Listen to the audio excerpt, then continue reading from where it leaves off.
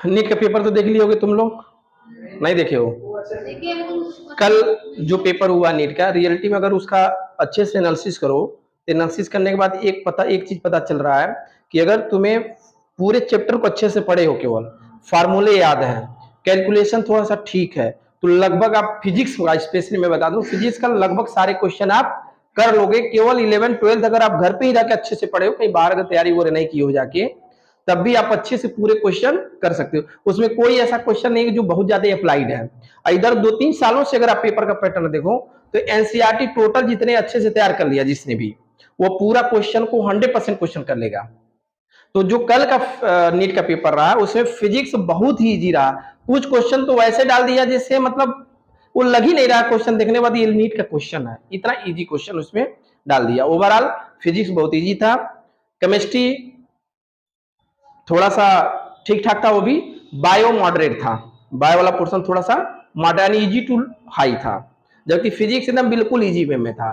थोड़ा सा भी सीरियस होकर बच्चा अगर पढ़ा है, चीजों के बारे में केवल जानकारी है, तो भी वो क्वेश्चन को कर लेगा। डायरेक्ट फार्मूले पे क्वेश्चन, डायरेक्ट लॉजिक से, बेसिक कॉन्सेप्ट से आप क्वेश्चन को सॉल्व कर सकते थे। इसलिए मैं शुरू से बोला था फर्स्ट ईयर सेकंड ईयर अच्छे से पढ़ लो, कहीं जाने की जरूरत नहीं, तैयारी करने के लिए आप सिलेक्शन ले सकते हो। लेकिन दुर्भाग्य है कि जैसे एक थोड़ा सा अपना जो लोकेलिटी है ना, यहाँ पे उस तरह का इन्वायरमेंट नहीं मिल पा रहा है। हम लोग चाह के भी प्रयास करना चाह रहे हैं कुछ बेहतर हो, लेकिन नहीं हो पा रहा है। उसका अब क्या रीजन है वो अलग बात है, लेकिन थोड़ा सा इसका इफेक्ट है इस इन्वायरमेंट का।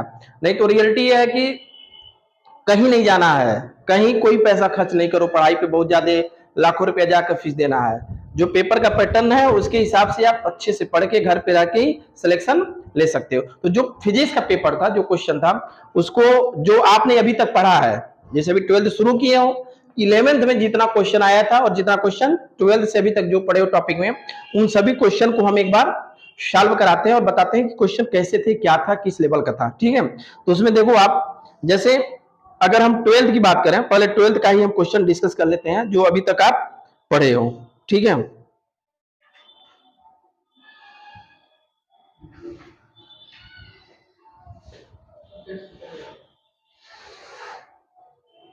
जैसे देखो एक क्वेश्चन दिया क्रिटिकल एंगल से, किससे दिया है? क्रांतिक कोण से। किससे दिया है?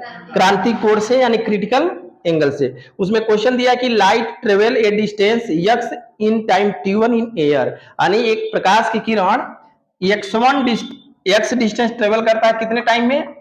t1 में। किसमें? एयर में। समझो, किसमें? एयर में, यानी वाई में। ठीक है, फिर कह रहा कि एंड 10x डिस्टेंस ट्रेवल करता है t2 सेकेंड में किसी माध्यम में, किसी डेंसर मीडियम में, यानी किसी डेंसर मीडियम मतलब सघन माध्यम में। किसमें? सघन माध्यम में, सघन माध्यम में, यानी डेंसर मीडियम, डेंसर मीडियम में।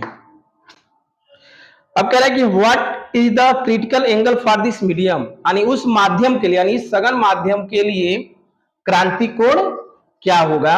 ऑप्शन दिया है, फर्स्ट साइन इनवर्स 10 t1 अपान t2, सेकेंड ऑप्शन है साइन इनवर्स t2 अपान t1, थर्ड ऑप्शन है साइन इनवर्स 10 t2 अपान t1, और फोर्थ ऑप्शन है साइन इनवर्स t2 अपान 10 t1। ये आपके 4 ऑप्शन दिए हुए हैं और ये आपके क्वेश्चन है। अब इसका सोल्यूशन बताओ। आप क्लास 10th में भी पढ़े हो और इसमें भी पढ़ ली हो ना, क्रांतिक कोण।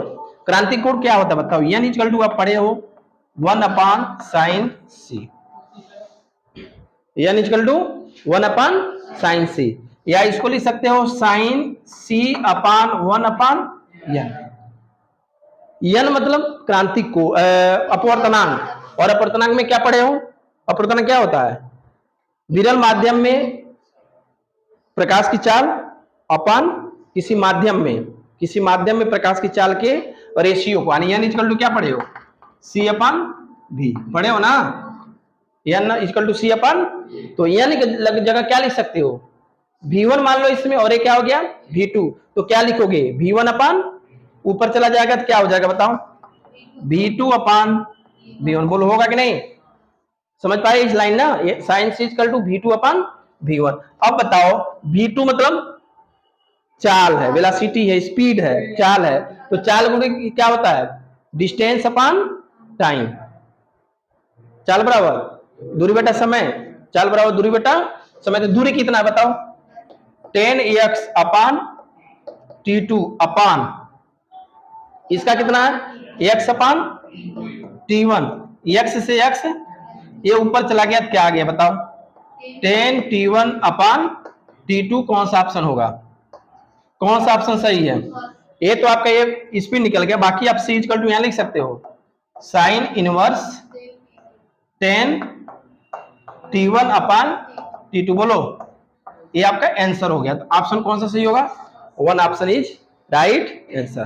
कोई टफ क्वेश्चन है, बहुत आसान क्वेश्चन साहब है, नोट करते हुए चलो, ऐसे क्वेश्चन लिख लेना है, क्वेश्चन समझ में आ रहा है ना, फिर ठीक है इसके लिखते जाओ। बाकी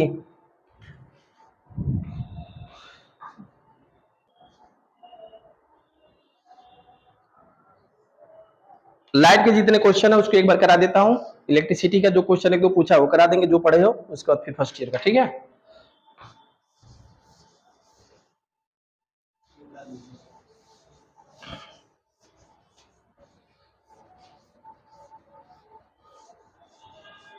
देखो फिजिक्स का न्यूमेरिकल लगाने का सबसे सिंपल तरीका यही है कि पहले क्वेश्चन को 2-3 बार अच्छे से पढ़ो, फिर जो दिया है उसको आप नोट कर लो, जो गिवन दैट है उसमें क्या क्या दिया हुआ है और क्या फाइंड करना है।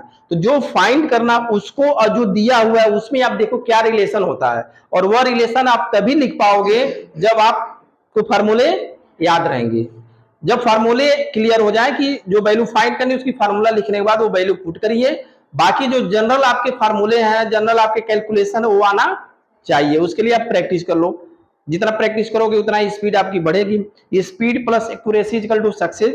बहुत सारे क्वेश्चन इजी क्वेश्चन थे, लेकिन अगर स्पीड नहीं है तो बहुत सारे लोगों का क्वेश्चन छूट भी गए होंगे। तो उसमें आपकी स्पीड भी बढ़ानी है, और स्पीड के लिए प्रैक्टिस मस्ट है। फिजिक्स में बस जो दिया उसको नोट कर लो, उसके बाद फिर एक बार देख लीजिए कि उसकी यूनिट एक सिस्टम में है कि नहीं है। यूनिट एक सिस्टम में करने के बाद वैल्यू पुट कर दो, बाकी जो सिंपल कैलकुलेशन का जो मेथड है, जोड़ घटाना गुणा भाग जो भी है उसके अकॉर्डिंग सॉल्व कर दो, आपका आंसर आ जाएगा। बहुत टफ नहीं है न्यूमेरिकल जो पोर्शन है, ठीक है। सेकेंड जो पार्ट है, चूंकि ये लाइट वाला पोर्शन पहले आप कर लो, फिर उसके बाद एक एक टॉपिक वाइज चलेगा। सेकेंड जो क्वेश्चन दिया हुआ है कि एक फिगर है, क्या दिया है, एक फिगर है, इसमें एक लेंस दिया हुआ,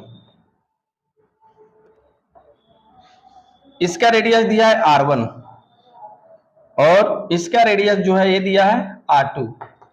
ये आपका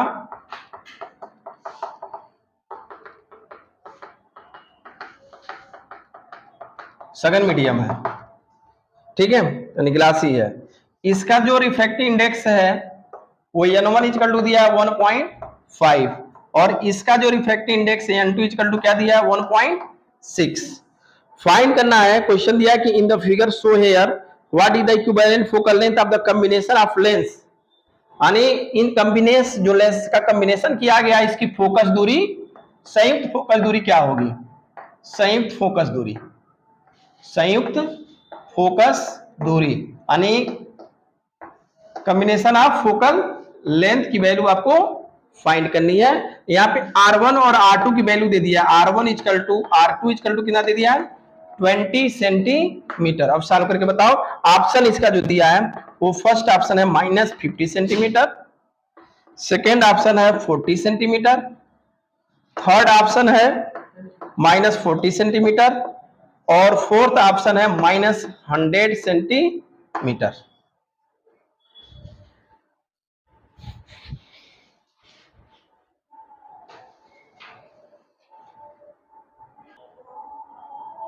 अंतर,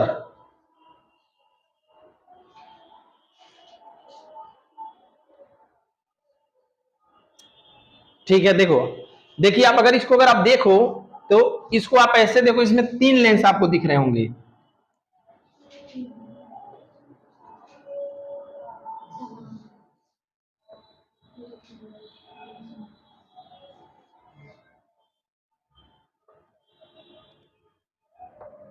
बोलो, है कि नहीं? इसका फोकल लेंथ ले लो f1, इसका क्या ले लो f2, और इसको क्या ले सकते हो f3। इसका रिफ्रैक्टिव इंडेक्स कितना है 1.6, इसका कितना है 1.5, ये भी कितना है 1.6। अब अगर इसका अगर आप फोकल लेंथ निकालो तो क्या लिखोगे 1/f1 equal to n minus 1, 1.6 minus 1, 1/r1, r1 मतलब इनफाइनाइट, क्या है इनफाइनाइट है, माइनस 1/r मतलब 20।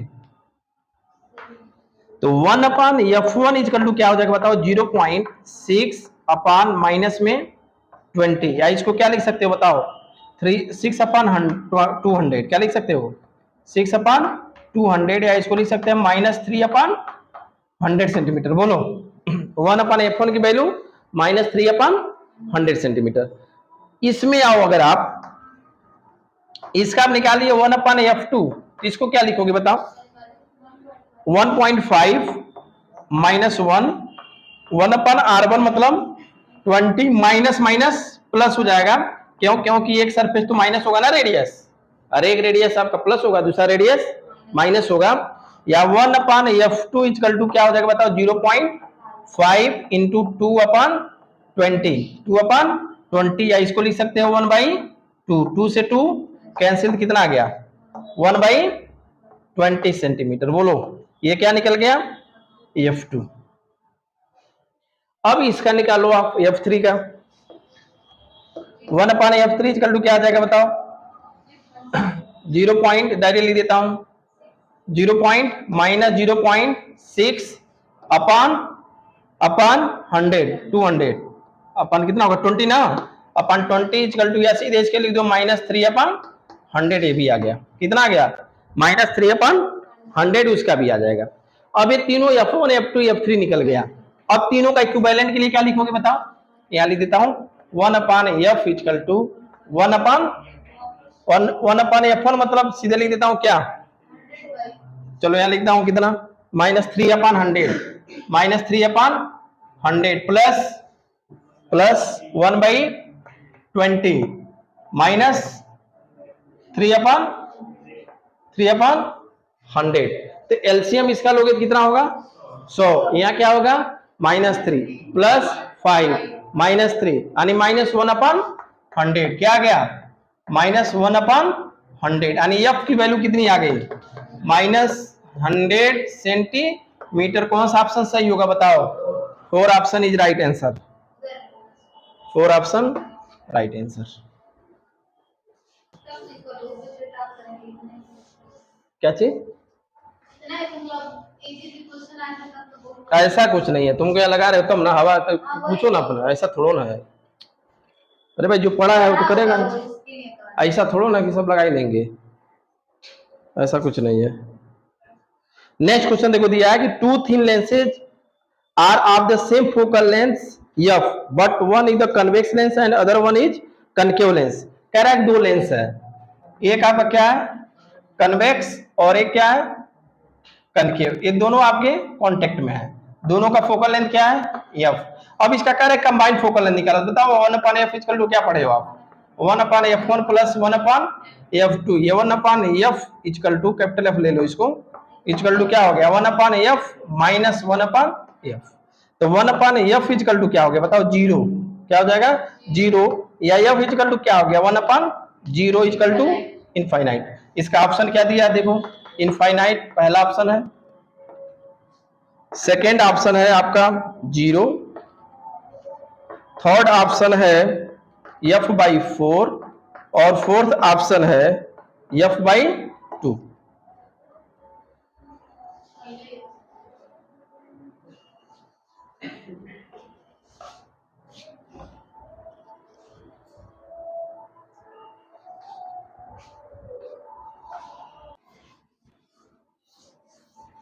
तो हमने यहाँ इंग्लिश मीडियम में देखो लड़के ठीक है, नवोदय के बच्चे आ रहे हैं पढ़ने, नवोदय वाले जो छुट्टी है वो भी आ रहा है सब देख रहा है, सब समझ रहे हैं।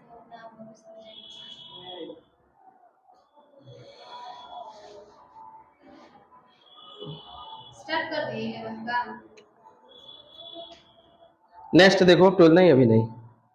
नेक्स्ट क्वेश्चन है आपका कि एक इलेक्ट्रिक डाइपोल दिया है, -q +q, बीच का डिस्टेंस दिया है 3 मीटर। कितना दिया है? 3 मीटर। और ए भी दिया है 3 मीटर।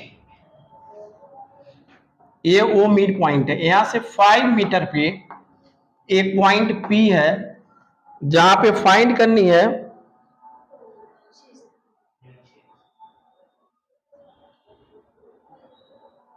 पोटेंशियल। क्या फाइंड करनी है?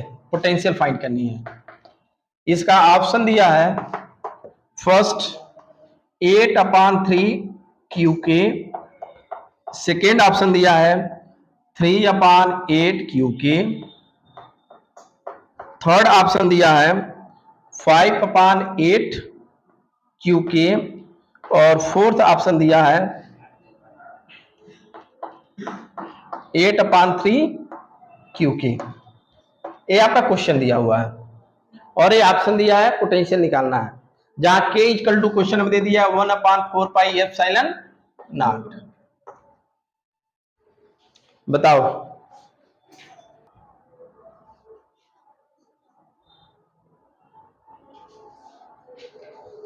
देखो यहाँ पे पहले क्या करेंगे, इस पॉइंट पर पोटेंशियल इसके वजह से निकालोगे और इसके वजह से भी निकालोगे, ठीक है?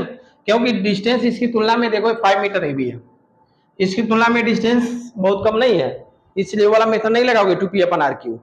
ठीक है, यहाँ पे क्या लिखोगे? प्लस क्यू की वजह से, प्लस क्यू की वजह से यहाँ इलेक्ट्रिक फील्ड निकालोगे, यह डिस्टेंस कितना हो जाएगा? बोलो, यह डिस्टेंस कितनी होगा? 2। कितना हो गया? 2। और माइनस क्यू से डिस्टेंस कितना हो गया? 8। तो यहाँ पे लिख दो direct v equal to v1 plus v2। तो v इक्वल टू v1 की वैल्यू क्या होगी बताओ? k q/2। इसकी वजह से v1 ले लो और इसकी वजह से ले लो माइनस kq/8। ठीक है, प्लस माइनस के माइनस हो जाएगा, या v इक्वल टू क्या गया? kq कॉमन ले लो, यहाँ क्या बच गया? 8 4 -1, यानी कितना आ गया बताओ? kq 3/8 kq equal to v। Option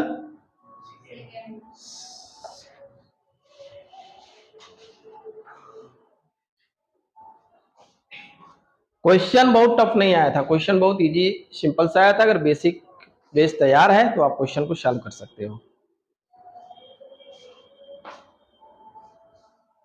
कि if close integral e into ds equal to 0 over a surface, over a surface यानी पृष्ठ के ऊपर दिया है, देन, ठीक है, तो इसका स्टेटमेंट दिया है, कौन सा स्टेटमेंट सही होगा? पहला दिया है कि the electric field inside the surface is necessary uniformly. कह रहा है कि मतलब इसके अंदर जो है, मान लो कोई एक सरफेस है, क्लोज सरफेस है, इसके अंदर कह रहा है इलेक्ट्रिक फील्ड सेम होगा, ऑप्शन। दूसरा कह रहा है कि the number of flux lines entering the surface must be equal to the number of flux line leaving it. से थर्ड कह रहा है कि the magnitude of electric field on the surface is constant. कह रहा है कि इलेक्ट्रिक फील्ड का जो मैग्नीट्यूड है इस पे सब कांस्टेंट होगा। फिर कह रहा है कि all the charge must necessary inside the surface, सभी चार्ज इसके अंदर होंगे। कह रहा कौन सा ऑप्शन सही होगा? मतलब ये है कि E into D S equal to 0 क्यों होता है, ये बताओ। तो आप जानते हो कि अगर कोई चार्ज Q है तो 0 तभी होता है क्योंकि जितना इस पे क्रॉस किया उतना ही बाहर निकल गया, जितना इसमें एंट्री किया उतना ही बाहर निकल गया।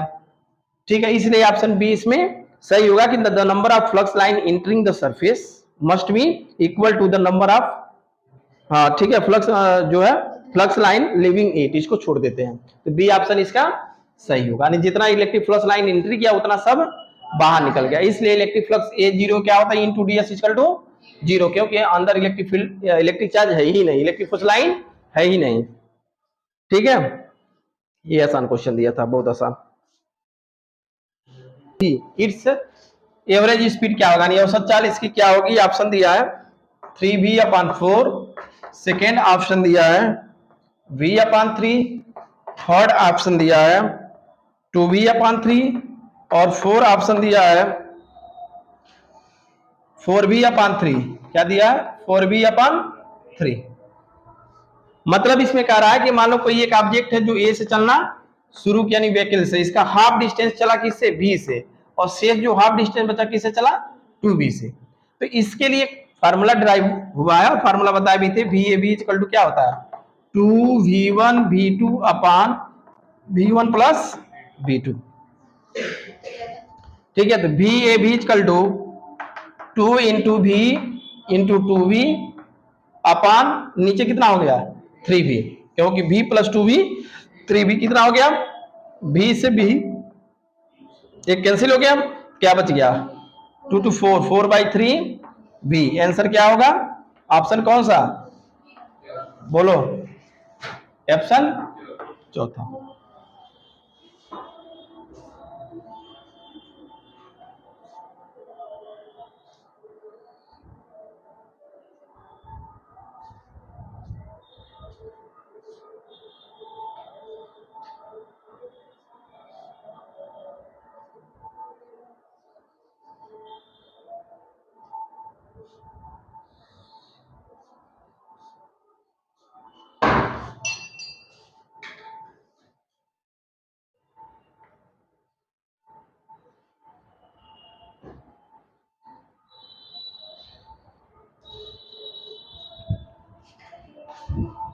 Dipole is a place at an angle of 30 degree with electric field intensity E equal to, यानी एक इलेक्ट्रिक फील्ड है जिसकी वैल्यू दिया है 2 इंटू 10⁵ न्यूटन पर coulomb.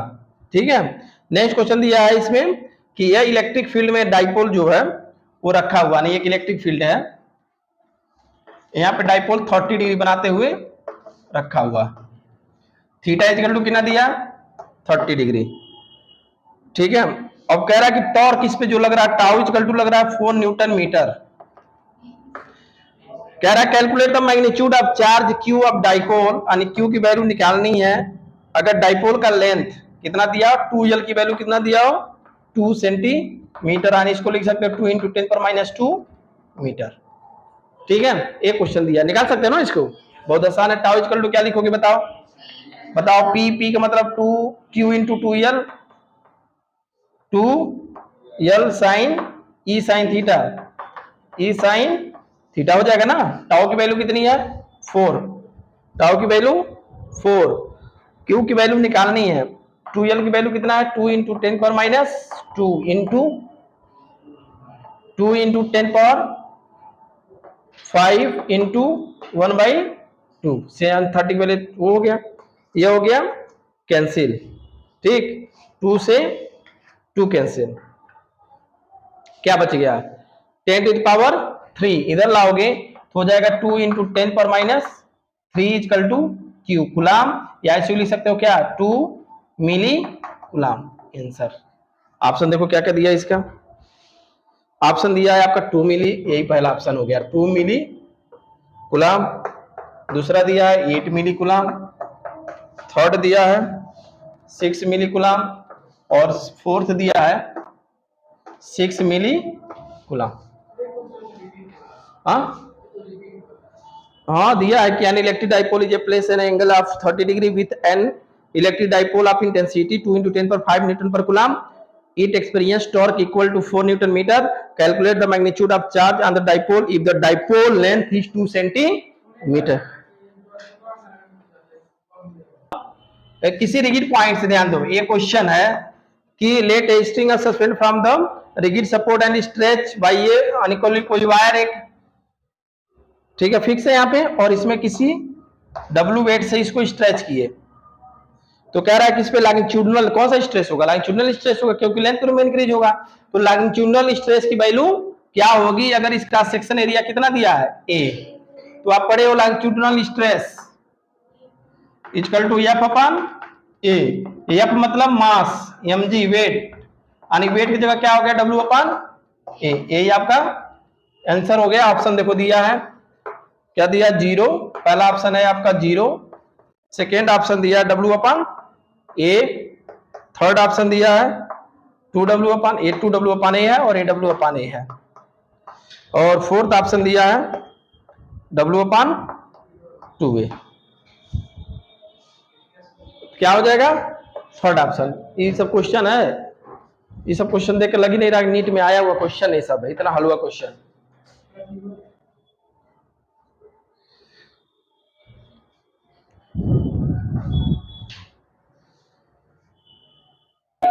Three times V R M S equal to पढ़े हो ना, ऑप्शन इसका दिया है, देखो क्या क्या दिया है, 2 के, सेकेंड ऑप्शन दिया है 669 डिग्री सेल्सियस, थर्ड ऑप्शन दिया है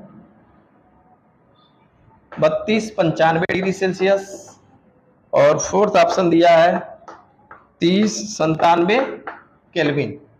इसमें दिया है देखो कि पहला टेम्परेचर दिया T1 equal to -50 degree Celsius, T2 पूछ रहा है कब कि जब VRMS पहले मान लो कितना रहा होगा V, बाद में VRMS डैश कितना हो गया V प्लस 3V, तो इस पे यानी 3 गुना बढ़ गया, पहले से 3 गुना बढ़ गया, तो ये T2 की वैल्यू क्या होगी। तो आप पढ़े हो फार्मूला याद है, VRMS is proportional to under root T, इसको क्या लिख सकते हो बताओ, इसको आप लिख दो V अपान V यानी 4V कितना हो गया 4V equal to under root T1, T1 पर -50, इसको उसमें बदल दो केल्विन में, कितना हो गया 223 अपान T2, कितना हो गया T2, इसको आप लिख सकते हो B से B cancel 1 upon 16 equal to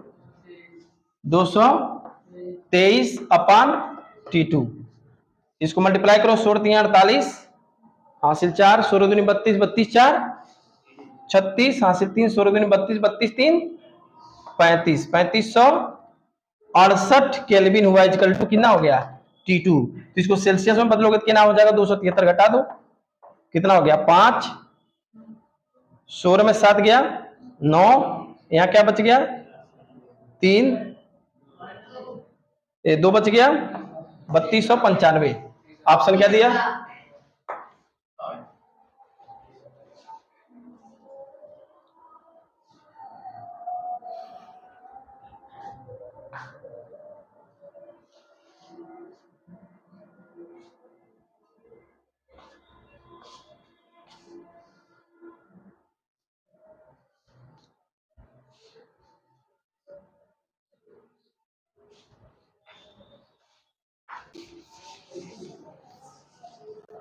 next देखिए दिया है आपका ग्रेविटेशनल से क्वेश्चन है कि satellite is orbiting just above the surface of the earth with period time T capital T, if the D is the density, small D is क्या दिया है डेंसिटी यानी घनत्व, क्या दिया है घनत्व, और टी आपका टाइम पीरियड दिया है, आवर्त दिया है, क्या दिया है आवर्त का टाइम पीरियड, ठीक है, और जी दे दिया है कि यूनिवर्सल ग्रेविटेशनल कांस्टेंट यानी सार्वत्रिक गुरुत्वाकर्षण नियंत्रक, सार्वत्रिक गुरुत्वाकर्षण नियंत्रक, गुरुत्वाकर्षण नियंत्रक मतलब यूनिवर्सल ग्रेविटेशनल कांस्टेंट, कह रहा है कि the quantity 3 pi upon G D represent, क्या रिप्रेजेंट करेगा, option first under root T, second T, third T square, fourth T cube, क्या रिप्रेजेंट करेगा ये हमको बताना है। देखो आप आवर्तकाल टी इक्वल टू पढ़े हो आप 2 pi under root R E upon G, दोनों साइड मल्टीप्लाई स्क्वायर कर दोगे क्या हो जाएगा T square equal to 4 pi square R E upon G, G मतलब पृथ्वी का गुरुत्वाकर्षण अपान जी एम अपन आर ऊपर ले जाओ तो आर क्यू हो जाएगा, पढ़े हो ना G M upon R square. अब ये आपकी टी स्क्वायर इक्वल टू हो गया 4 स्क्वायर आर ई क्यू अपान जी, द्रव्यमान लिख दो किसका पृथ्वी का, क्या होता है आयतन गुणे घनत्व, आयतन मतलब गोले का आयतन लिख दो 4/3 pi R E cube into D, pi R cube से पाई आर क्यू कैंसिल, 4 से 4 कैंसिल, तो यहाँ पे क्या मिला बताओ टी स्क्वायर इक्वल टू क्या मिला 3 पाई अपान जी डी मिला कि नहीं, यही तो मिला T square equal to 3 pi upon G D, कौन सा ऑप्शन सही होगा ऑप्शन थर्ड, बहुत देखो फिर बता रहा हूं, अगर फिजिक्स अच्छे से पढ़े हो, केवल चैप्टर तैयार किए हो, एनसीईआरटी पूरा अच्छे से पढ़ लिए हो, तो इसका 100% क्वेश्चन करके चले आओगे, 100%।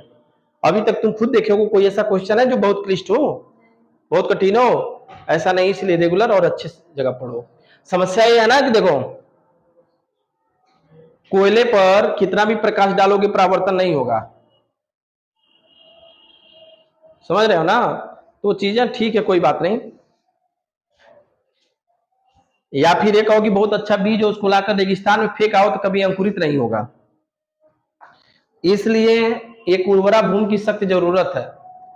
तो अभी यहाँ है माहौल, उस तरह का चीजें नहीं क्रिएट हो पा रही है। अभी वो राजनीतिक बच्चे हैं, उनको मजा लेना है और इधर की बात उधर करनी है, चुगली करनी है, क्योंकि उनके पास टाइम ज्यादा है चुगली करने का, इधर की बात उधर करने का, दूसरे की बुराई करने का। इन्हीं सबों में वो अपने जीवन की सबसे सर्वश्रेष्ठता समझ रहे हैं कि मेरे जीवन का सबसे सर्वश्रेष्ठ पल है किसी की बुराई कर लो, क्योंकि कभी जीवन में किसी की अच्छाई की बात तो किए नहीं। गांव में कहावत है, सुपो हंसत कहां से चलनिया, कहां से जनक 72 छेद। समझ रहे हो ना? ये सब विवाद कर देंगे आज।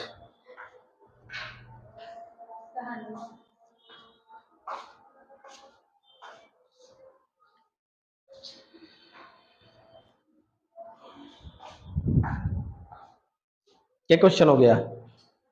10 हो गया, चलो 15 पहुंचाते हैं फटाक से। कम है, तुम लोग इतने फटाफट फास्ट लिखते 10 क्वेश्चन और कर दिए होते, 10 का मैक्सिमम कर दिए होते। और क्योंकि अब पूरा स्टेप लिखना। सुग्राहिता पढ़े थे ना, ईटा, ईटा इजकल पढ़े थे आप, 1 माइनस T2 अपान T1 पढ़े हो, T2 अपान T1। T1 आपका सोर्स का, स्रोत का टेम्परेचर, और T2 सिंक का होता था। उसमें एक क्वेश्चन दिया कि कार्नट इंजन ऑफ एफिशिएंसी 50%, कितना दिया?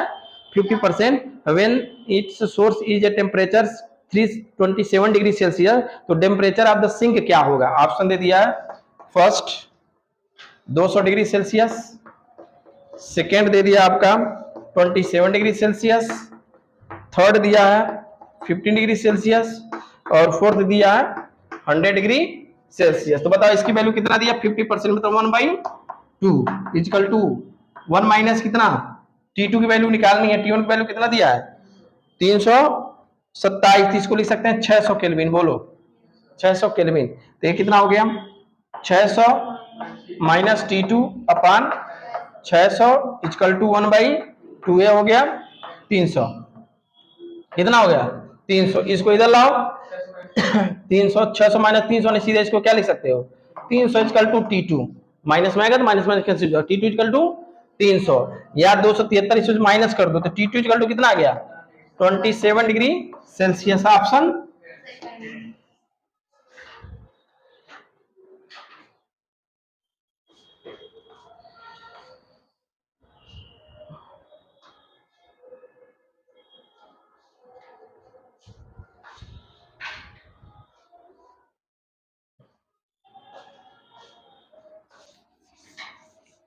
नेक्स्ट क्वेश्चन दिया है कि एक bullet of fire from the gun of the speed of the 280 metre per second square, कह रहा है कि U equal to 280 metre per second की स्पीड से एक गन से गोली को दागा गया किस एंगल पे? थीटा इक्वल टू 30 डिग्री पे। किस पे? 30 डिग्री पे। तो कह रहा है कि मैक्सिमम हाइट इसकी क्या होगी? मैक्सिमम हाइट क्या होगी? G equal to 9.8 metre per second square है। देखो थीटा की वैल्यू भी क्वेश्चन में दे दिया है, थीटा की वैल्यू भी क्वेश्चन में दे दिया, कितना? 0.5 यानी 1/2।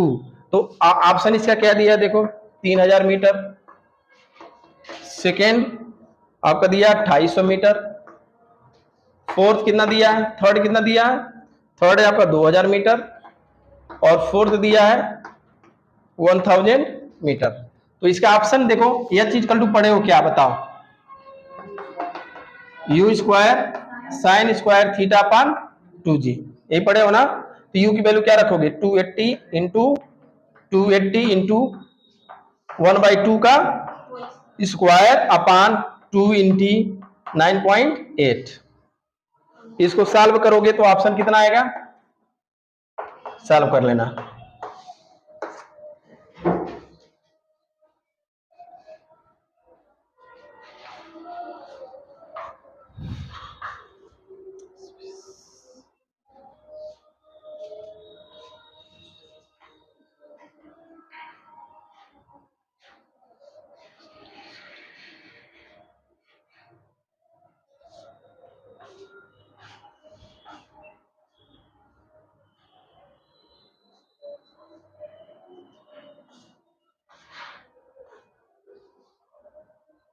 चलो एक क्वेश्चन दिया है, बहुत इजी क्वेश्चन है, तो इतना आसान क्वेश्चन देना नहीं चाहिए कैपेसिटर से। ए और बी, इसका सबका दिया 3 माइक्रोकुलाम, 3 माइक्रोकुलाम, 3 माइक्रोकुलाम। सी की वैल्यू पूछ रहा है इक्विवेलेंट। सी इक्विवेलेंट क्या होगी बताओ? 3 3 6, 1/3 धन 1/6 इक्वल टू 2, कितना हो गया? 2 माइक्रोकुलाम। इतना आसान क्वेश्चन नहीं देगा। ऑप्शन भी दिया देखो, पहला दिया 9 माइक्रोकुलाम, माइक्रोफैरेड, सॉरी ये क्या होता है? फैरेड होता है। ये सब मैं गलत लिख दिया हूं। क्या होता है? फैरेड। क्या होता है? फैरेड, जल्दबाजी में mistake. Second 2 micro farad, third 3 micro farad, और फोर्थ 6 माइक्रो फैरेड क्वेश्चन दिया हुआ है ऑप्शन। तो कौन सा ऑप्शन सही होगा? 2। बताओ, इससे भी आसान क्वेश्चन होता है क्या कुछ कैपेसिटर में? देखो भाई सॉल्यूशन चल रहा है इसलिए हम फास्ट हम करेंगे। नेक्स्ट देखो, ये बहुत अच्छा क्वेश्चन है दिया है कि the potential energy of a long spring when stretch by 2 centimetre is U. कह रहा है कि एक स्प्रिंग है, क्या है? स्प्रिंग है, स्ट्रेच करते हो तो इसकी पोटेंशियल एनर्जी यू होता है। कब? जब हाफ इंटू के की वैल्यू क्या दिया है? नहीं दिया है, के लिख लो ऐसे ही, इंटू एक्स कितना किया गया? 2 सेंटीमीटर स्ट्रेच किया गया। कितना किया गया? 2 सेंटीमीटर। तो इसकी वैल्यू कितनी हो गई बताओ? 2k। क्या हो गया? 2k, यही है ना? ठीक है।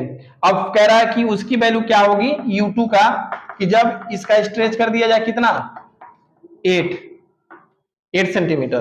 तो क्या कर दोगे? 8 का स्क्वायर, क्योंकि फार्मूला होती है, पढ़े हो गए, हाफ के एक्स स्क्वायर। तो u2 equal to A value क्या हो जाएगी बताओ? 8 64 यानी 32k। बोलो, अब दोनों को क्या कर दो? डिवाइड कर दो। इक्वल टू कितना हो गया? 2k अपान 32k, एक से एक कैंसिल, 1 अपान 16, यानी u2 इक्वल टू क्या आ गया बताओ? 16u। ये आपका आंसर हो गया। ऑप्शन इसका दिया है, देखो पहले ऑप्शन लिख देना चाहिए था, तब क्वेश्चन सॉल्व करना चाहिए, तो उल्टा हम कर रहे हैं। 16u यानी पहला ऑप्शन ही सही है। दूसरा आपका 2u, तीसरा आपका दिया है 4u, और 8वां दिया है 8u।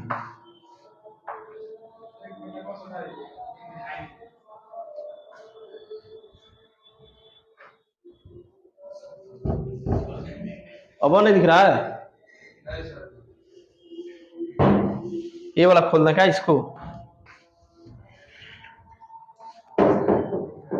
सही है।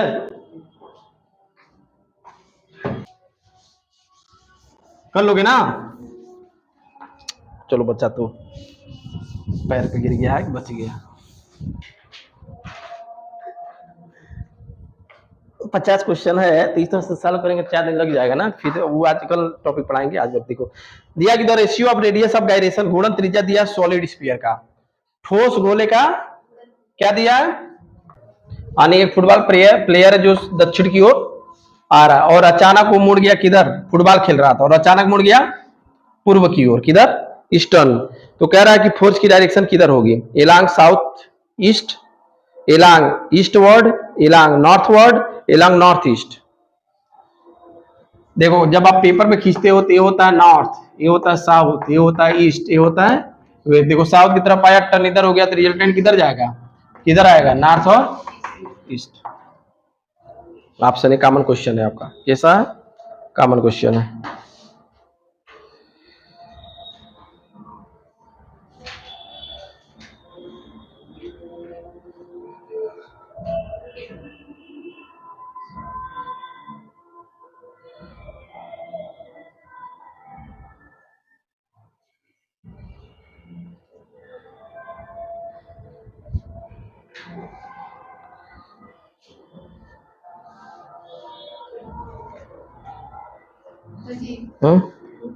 बहुत टाइम वगैरह रन देते थे, हम सोचे परसेंटेज एरर का क्वेश्चन लगा दें।